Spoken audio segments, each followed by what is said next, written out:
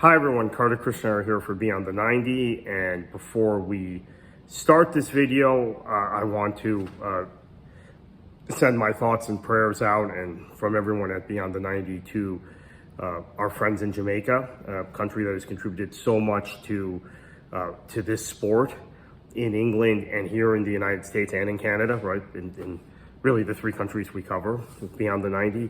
So Hurricane Melissa is going to be an unspeakable catastrophe.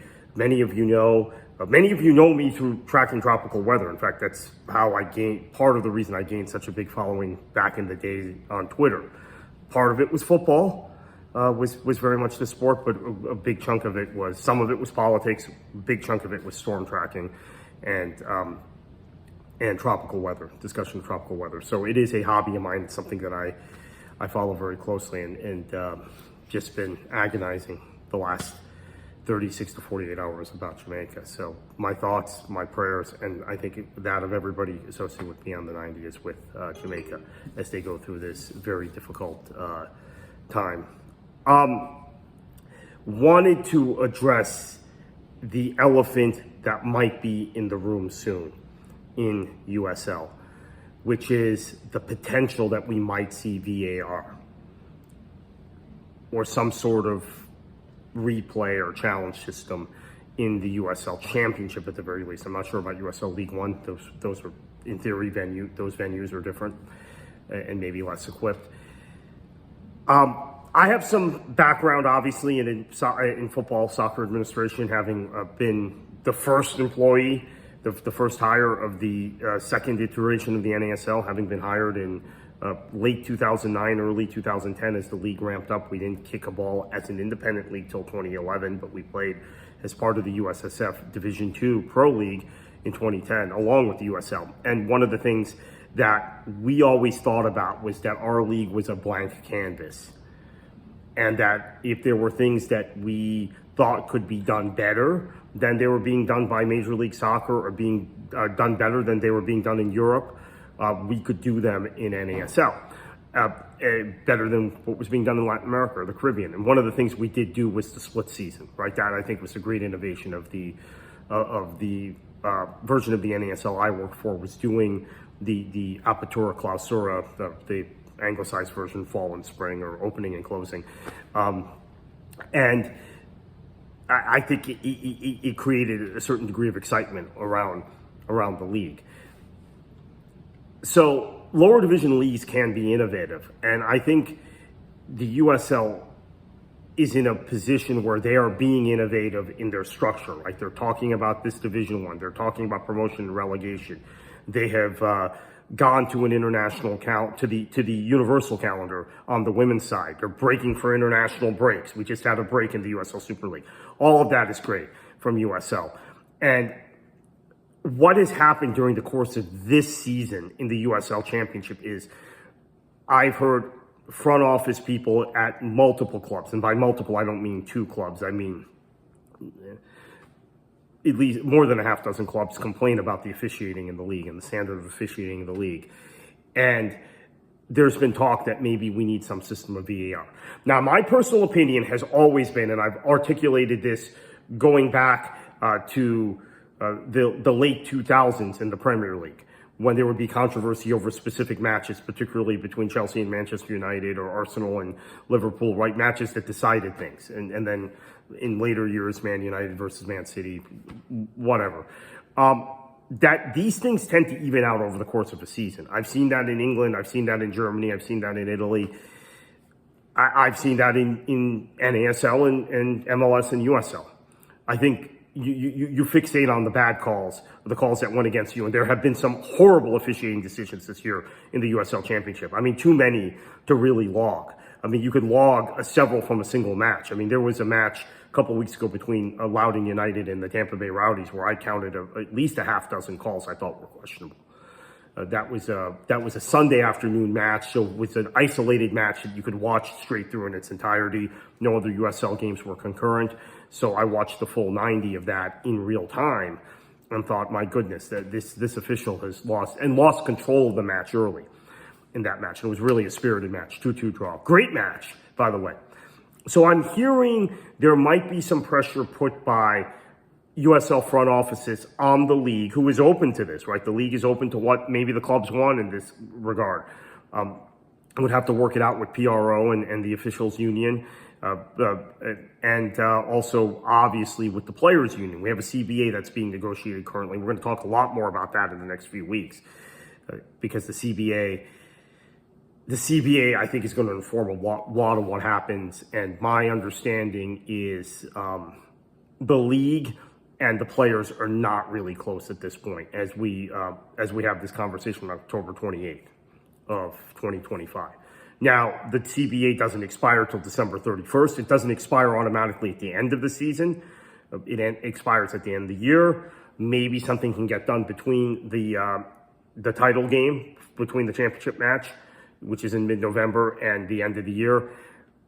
I'm not really sure that's going to happen, honestly. I think the sides are very far apart. We'll get into that at some point in the future. And I'm sure we're going to be talking a lot about it in November and December. So just that's a teaser. But that would also factor into this. Would we have some system of VAR? What I've heard proposed from a couple of technical people, I've talked about among a couple of technical people at various clubs, is a system of challenges. Now, I have to admit, I don't really watch American football very much. I mean, I've watched college football, but I've not watched the NFL in 2 decades. I haven't watched the Super Bowl in almost 20 years. So I know nothing about that, but apparently they have that system of challenges there. I am familiar with the system of challenges in cricket, actually. So that's something maybe could be implemented that way. And the thing is, replay in cricket has not been as intrusive as it has been in football because of that system of challenges. But it all depends on the league, because let me admit this. I was a critic of VAR. I mean, I hated the idea. I went to a seminar that Howard Webb ran when he was the director of PRO. And during the course of that several hours, I sat with a bunch of other people watching how he proposed to implement it. I thought, okay, this is going to be okay in MLS. This is going to be fine. And there have been problems with it in MLS, but it hasn't been as intrusive as it has been in the Premier League, for instance. But the Premier League, I think much of the Premier League is about performance art anyway. It's a league that's built around marketing. It's a league that's built around television. It is not a league built around supporters. And so part of the spectacle of VAR in the Premier League is designed for television. It's designed for the audience watching in Singapore or in Houston, not the audience sitting at the match in Middlesbrough. Middlesbrough's not in the Premier League now. The audience sitting at the Stadium of Light in Sunderland. It's not designed for them. That's the problem. That's overall a problem with the Premier League in general. Now, when we talk about the way it's been implemented in Germany, I thought it was okay. I don't like VAR in general, because my thinking is that you're adding another layer of subjectivity to a subjective decision, and these calls even out over the course of a season. Now, if it's a cup final, I concede that they're not going to even out over the course of a season if you're talking about it in a cup final. So have it in a cup final, have it in the FA Cup final, have it in the Europa League final, UEFA Champions League final, World Cup knockout stages, have it in the entire World Cup, entire Euros, entire Copa America, entire Copa Libertadores, at least the knockout stages of Copa Libertadores. Fine if you do that. But over the course of the season, I don't think it makes a difference. It just creates more controversy, which is what the Premier League wants. Now, in Germany, they implemented it properly. And then they did it. Then it went off the rails. And in the Bundesliga now, VAR is as painful, if not worse, than it's been in the Premier League since its implementation. I said in Serie A and in the Eredivisie, they implemented it properly. And now I'm not quite so sure about that anymore as it's evolved.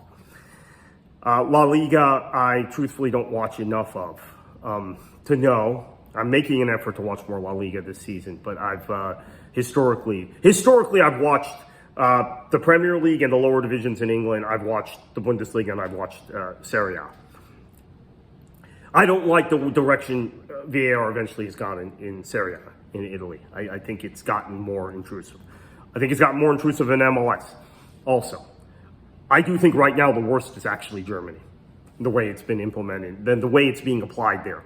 And some of the decisions, right, the extra layer of subjectivity. So what would happen if USL implemented it? My understanding is it might be a challenges, or it might just be limited.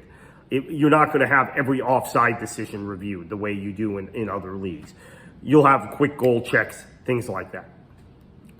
But one of the things about USL that has made it so appealing, and again, it's community-based, it's local grassroots football here in the States, is that when a goal goes in the back of the net, you can celebrate, or you can agonize, depending on which side you're on.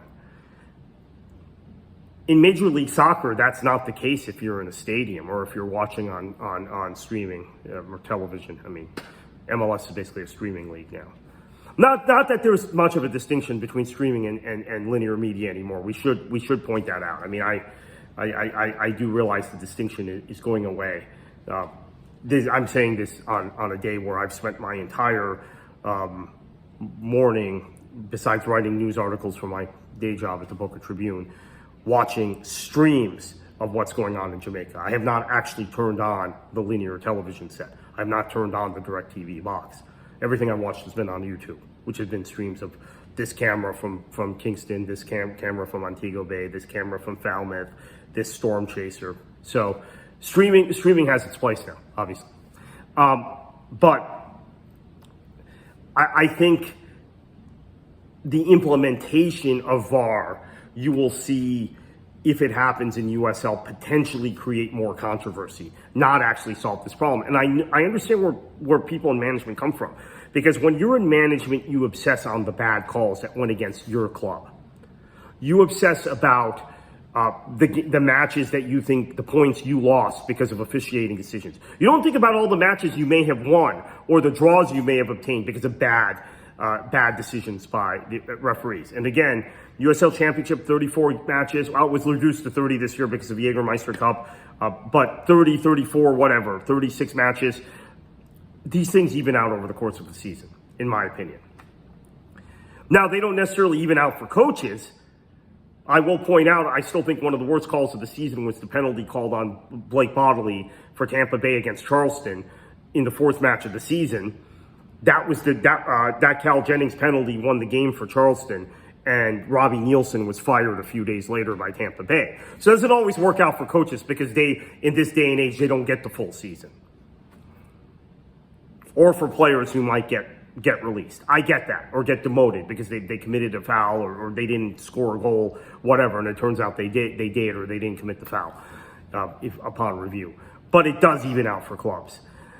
So this is something that's gonna come up, and I'm just giving everyone the heads up. It's going to come up this offseason in addition to the CBA, and would love everyone's thoughts on the idea of VAR in the lower divisions of American soccer, specifically the USL Championship, maybe eventually in USL League One as well.